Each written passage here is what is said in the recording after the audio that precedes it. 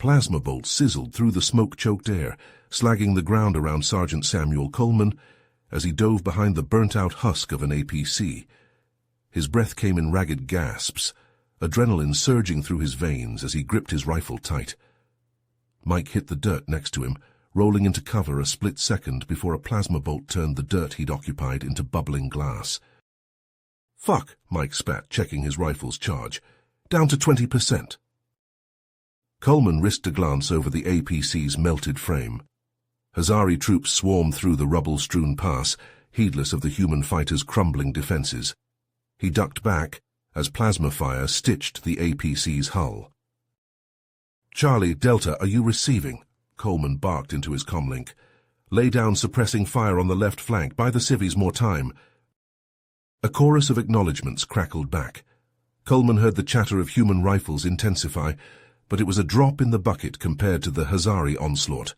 Overhead, spacecraft roared as they broke atmosphere, the bulk of the human forces retreating to the orbiting fleet, but Coleman couldn't pull back, not yet. 10,000 refugees were still streaming towards the evac site, men, women, children, the tattered remnants of this colony world's human inhabitants. If the Hazari reached the loading zones before the shuttles were away. Coleman shook his head, dispelling the morbid thought. He slammed a fresh power cell into his rifle, his last one. "All right, ladies, listen up," he roared over the cacophony of battle. "We hold this pass for as long as it takes. Not one damned Hazari gets through, you hear me? We protect our own." Acknowledgements crackled through the comlink, his squad prepared to fight to the last, to make the Hazari bleed for every meter, to buy those desperate civilians a chance at survival. Because that's what humans did. No matter the odds, no matter the cost, humans never abandoned their own to hostile Xenos or certain death. Humanity protects its own, to the last man, the last bullet. "Here they come," Mike shouted. A tide of black-clad Hazari poured over the APC's wreckage, plasma rifles spitting white-hot death. Coleman raised his rifle and prepared to sell his life dearly, determined to prove the truth of an ancient human adage.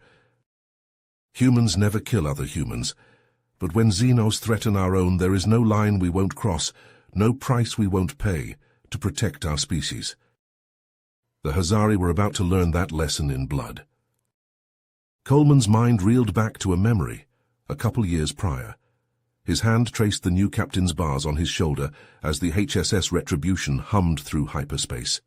They were en route to the Hazari homeworld, part of a diplomatic push to mend the shattered relations between humanity and the scaled aliens. The war had been long, brutal, and costly, and Coleman had lost far too many friends to the Hazari. He clenched his jaw as he stared out the viewport at the swirling blue tunnel of faster-than-light travel. Being here, on a mission of peace to the very creatures that slaughtered his buddies, it felt wrong, like he was spitting on their memory. But orders were orders, and the brass wanted this olive branch extended. As a show of trust, the Hazari had permitted the human delegation to bring a squad of Marines as a security detail. That was the only reason Coleman and his men were here, armored up and armed to the teeth aboard the human dreadnought. The Retribution shuddered as it dropped out of hyperspace, the Hazari homeworld looming ahead. A garden world, its surface a patchwork of violet and burgundy foliage. Under different circumstances, Coleman might have found it beautiful. Now it just looked like hostile territory. The human delegation shuttled down to the surface with Coleman and his Marines as a watchful escort. The meeting took place in an opulent chamber within the Hazari capital, all swooping architecture and glittering precious metals. Admiral Halverson, the human ambassador, strode ahead to greet the Hazari contingent, while Coleman and his men took up guard positions outside the vaulted doors. Hours passed. Coleman paced, nerves on edge, rifle held at low ready. His skin crawled being surrounded by the scaly bastards, even if they came under the banner of truce. He was about to key his comlink, check in with Admiral Halverson, when alarm klaxons shattered the air. Red lights strobed as a voice hissed over the intercom in the Hazari tongue, words Coleman couldn't understand, but he recognized the tone. Alert, warning. Something was wrong. "Admiral," Coleman shouldered through the door as rifle raised. His stomach turned to ice. The Hazari delegation lay dead, their reptilian bodies oozing dark blood onto the polished floor. And Admiral Halverson. The man was slumped against the wall, a wicked Hazari blade buried to the hilt in his chest.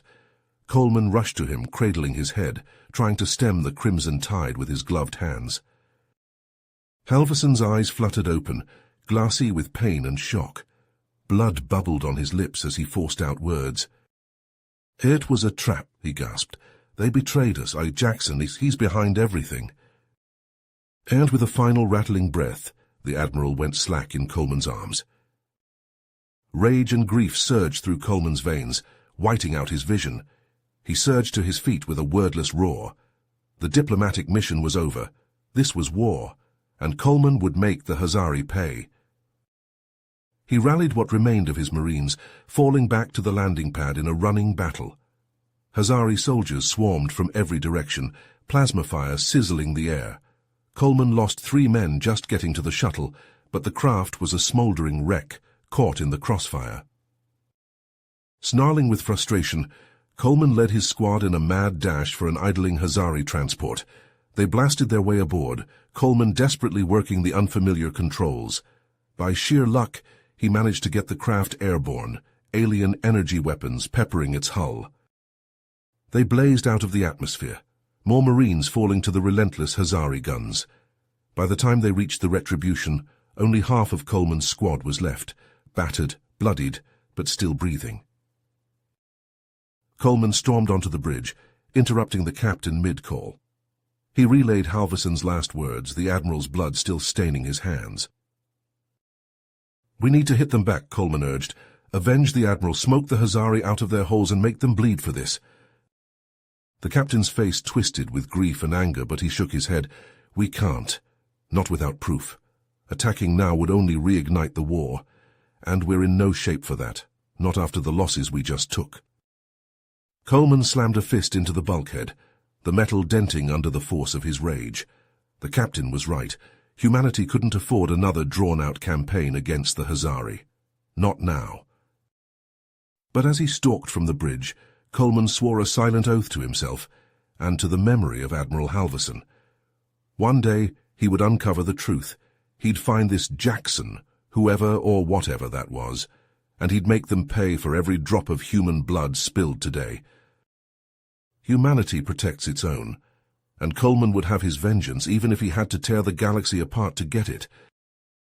Coleman laid in the hospital bed, his body still aching from the wounds he sustained in the desperate defense of the evacuation site.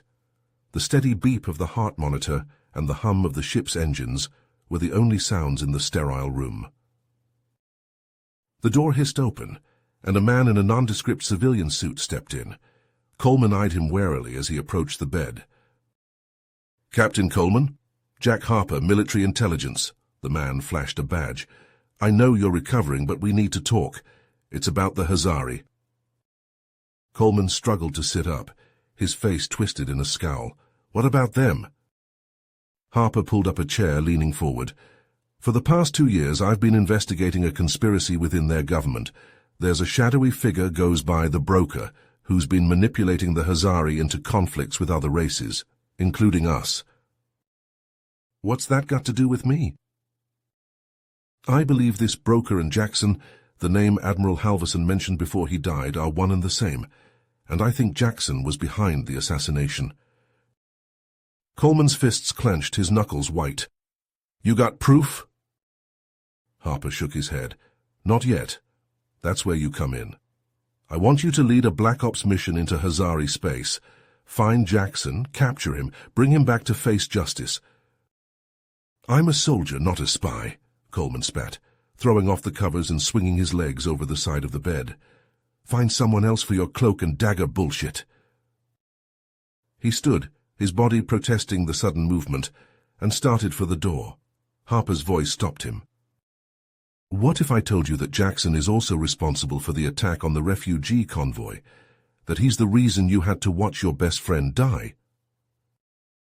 Coleman froze, his blood turning to ice in his veins. Slowly he turned back to Harper, rage etched in every line of his face. If what you say is true, he growled, his voice low and dangerous, then I'll bring you Jackson's head on a pike.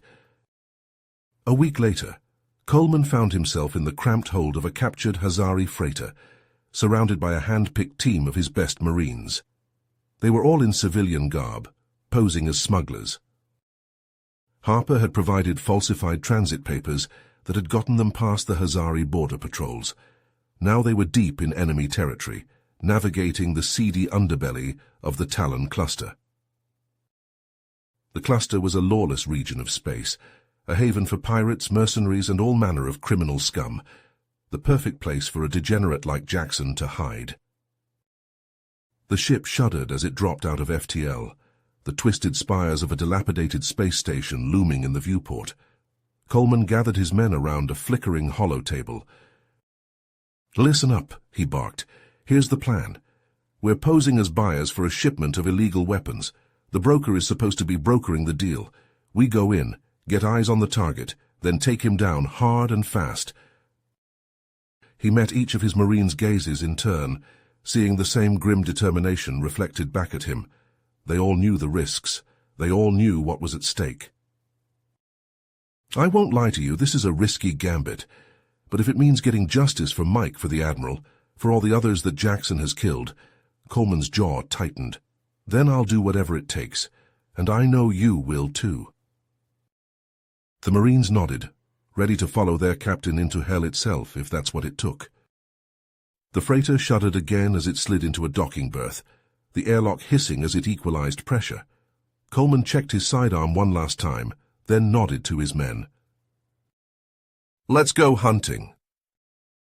The airlock hissed open, revealing a pair of heavily armed Hazari flanking the entrance. Coleman tensed, hand drifting towards his concealed sidearm, but the reptilian guards merely grunted and waved them through. The warehouse was cavernous, dimly lit by flickering overhead lamps. Rows of crates stretched into the shadows, each one stamped with the broker's sigil. Coleman's team spread out, eyeing the merchandise as a group of Hazari approached. The leader was a scarred brute, his scales pitted and scorched. He regarded Coleman with slitted eyes. "You have the payment." Coleman nodded to one of his men, who hefted a case forward and popped the latches. Neat rows of credit chits glittered within. The Hazari grunted, satisfied. "The weapons are over here," he growled, leading them deeper into the warehouse. Coleman followed, senses on high alert. Something about this felt off. His suspicions were confirmed as they reached the crates. He ran a hand over one, noting the distinctive serial numbers. These were human weapons, advanced models that shouldn't be available on the black market. He exchanged a glance with his second, seeing the same realization in the man's eyes. They'd stumbled onto something bigger than they'd anticipated. Coleman gave a subtle signal. In a heartbeat, the Marines whipped out their weapons, gunfire erupting in the confines of the warehouse. The arms dealers fell, cut down before they could even reach for their guns. But before Coleman's team could secure the crates, a hidden door burst open. Hazari shock troops poured into the room, plasma rifles blazing. Coleman cursed, diving for cover behind a stack of crates as searing bolts filled the air. His men returned fire, but they were outgunned and outflanked. Coleman saw two of his Marines go down, armor smoking from plasma hits. They couldn't hold out much longer against these odds. Just as the Hazari were closing in, a thunderous explosion rocked the warehouse. Coleman looked up to see one of the walls collapsing inward, rubble and dust billowing out in a choking cloud. A hulking figure strode through the gap, armored from head to toe. A massive cannon was cradled in its arms, spitting streaks of blinding energy. The Hazari recoiled, several of their number disintegrating under the onslaught. Rallying, the Marines surged forward, capitalizing on the sudden turn of events. Caught between two fronts, the surviving Hazari fell back, retreating through the hidden door. As the dust settled, the armored figure reached up and removed its helmet. Coleman blinked in shock as Jack Harper's face emerged, streaked with sweat, but wearing a grim smile. "Looked like you could use a hand," he said, lowering his cannon. Coleman shook his head in disbelief. "How did you find us?" "I've been tracking you since you left," Harper replied. I had a feeling this conspiracy ran deeper than my contacts knew. Looks like I was right. He strode over to the crates of weapons, examining them with a critical eye. His face darkened as he took in the serial numbers. These weapons, they were meant for Arcadia Colony. Went missing 3 weeks back, and look at these manifests. He held up a datapad, the screen displaying glowing text. They passed through a top-secret research facility, experimental weapons tech. Coleman's blood ran cold as the implications sank in. Someone within the human military was working with Jackson and the broker, selling out their own people, fueling a war for their own gain. Harper was still talking, urging caution and further investigation, but Coleman barely heard him. All he could think about was wrapping his hands around Jackson's throat and squeezing until the life drained from the traitorous bastard's eyes. Jackson had taken everything from him. His friends, his faith in the cause, his very purpose. Coleman would make him pay, no matter the cost. The stolen Hazari armor chafed at Coleman's skin as he and Harper crept through the moonbase's stark, clinical corridors. The weight of the alien ceramic plates felt strange, unnatural, but it was a necessary discomfort for their infiltration.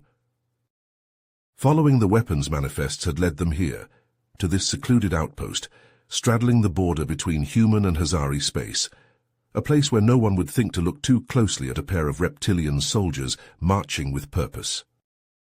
They passed a viewport, and Coleman caught a glimpse of the surface outside, a cratered hellscape, airless and lifeless under the glow of a distant blue giant star. The perfect place to hide illicit activities.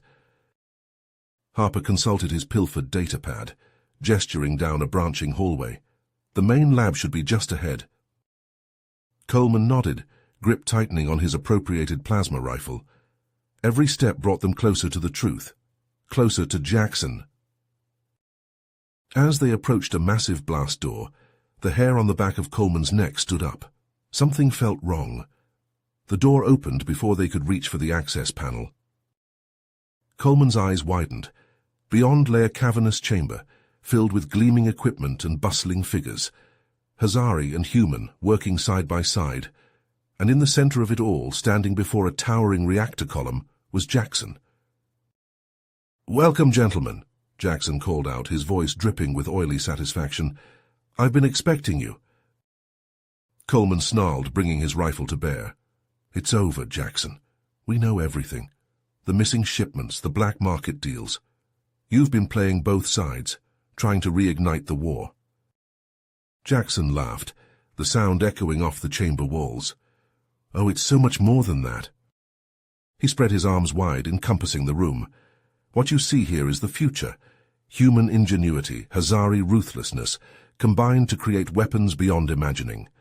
With this technology at my disposal, I will be able to bring the galaxy to its knees." "So you're insane," Harper spat. "All the death, the suffering you've caused, for what? Power?" "Power is a means to an end," Jackson retorted. "With the governments of our races in chaos, I will step in to restore order, a new order under my rule, an order where petty concepts like species and borders no longer matter." "And you really think we'll let that happen?" Coleman growled, finger tightening on the trigger. "After everything you've done?" Jackson's smile turned predatory. "You can't stop what's already in motion. Even if you kill me, the seeds have been planted. Strife will blossom, and from the ashes I will rise." With a roar of fury, Coleman charged forward, discarding his rifle to tackle Jackson in a flying leap. They crashed to the deck, trading vicious blows. Harper took that as his cue, dashing towards the reactor column. He had to shut this place down, destroy the abominations Jackson had created.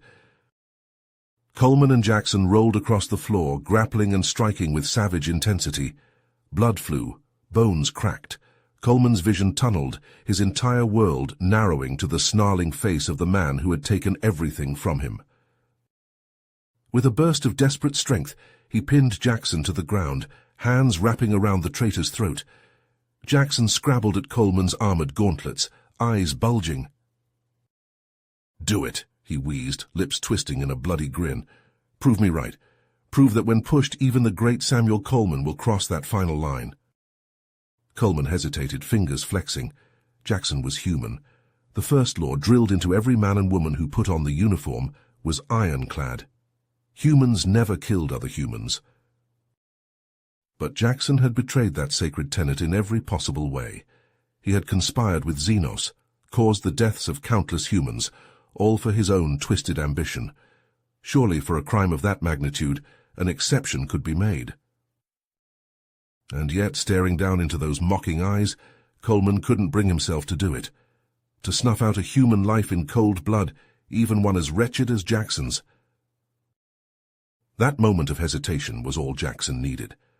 Faster than thought, he drew a hidden blade from his sleeve and plunged it into Coleman's side, the razor edge slicing through armor and into flesh. Coleman reeled back with a cry of pain, hands going slack. Jackson surged up, driving the knife in deeper, before ripping it free in a spray of crimson. Coleman collapsed, his lifeblood pooling on the sterile white floor. Through the haze of agony he saw Jackson standing over him, the blade poised for the killing stroke. "So predictable," Jackson sneered. "Your kind of thinking is what made our species weak, why we deserve to be ruled." He raised the knife, but before it could fall, the crack of a gunshot rang out. Jackson staggered, a look of shock on his face. A blossom of red spread across his chest. Harper stepped into view, pistol aimed squarely at Jackson's head. The traitor sank to his knees, disbelief and fury warring in his eyes. "We never kill humans," Coleman gasped out, echoing the mantra even as his life drained away. A plea and a question directed at his friend. Harper's jaw clenched, his finger tight on the trigger. For a long moment he was silent. Then, in a voice hard as steel, he spoke. "No, we don't." And he pulled the trigger. Jackson's body slumped to the floor, a neat hole drilled between his eyes. Harper holstered his pistol and rushed to Coleman's side, pressing his hands to the gushing wound. "Hold on, Sam," he urged. "Stay with me." Coleman coughed, tasting copper. The edges of his vision were going dark. In the distance, alarms started to blare, a strident counterpoint to the rumble building beneath their feet. "The reactor," Coleman whispered. "Overloading," Harper confirmed grimly. "We need to get out of here." He hauled Coleman up, slinging the wounded man's arm across his shoulders. Together they staggered towards the nearest exit, the floor bucking and pitching as the facility tore itself apart around them. Somehow they made it to a shuttle bay. Harper practically threw Coleman into a waiting craft before leaping into the pilot's seat. The hangar doors shuddered open, and they rocketed out into the starry void, the moon base exploding behind them in a blinding flash. Coleman slumped in his seat, consciousness slipping away. He dimly heard Harper sending a transmission, reporting Jackson's betrayal and the conspiracy within the military. The response was terse and immediate. "Disavow, do not contact again." Harper's face was grim as he turned to Coleman. "Looks like we're on our own now." With gentle hands, he helped Coleman into the shuttle's soul stasis pod, keying in the sequence to activate the life support systems. "I'll find someone to help you," Harper promised as the pod's lid began to close. "Just hang on." As the chill of stasis sleep crept over him, Coleman's fading gaze drifted to the viewscreen. Human and Hazari warships blinked into existence, drawn by the destruction of the moon base. The last thing he saw before slipping into oblivion was the shuttle jumping to warp, the streaking stars swallowing the looming fleet. The war raged on, uncaring of the revelations and sacrifices made. But even as the darkness claimed him, Coleman clung to a single fragile hope. They knew the truth now, and somehow someday there would be a reckoning. You have reached the end of the story. If you enjoyed this story and want to support us, please leave a like and subscribe to our channel, and for every comment that says 88, I will heart every single one of them. Thank you for your time.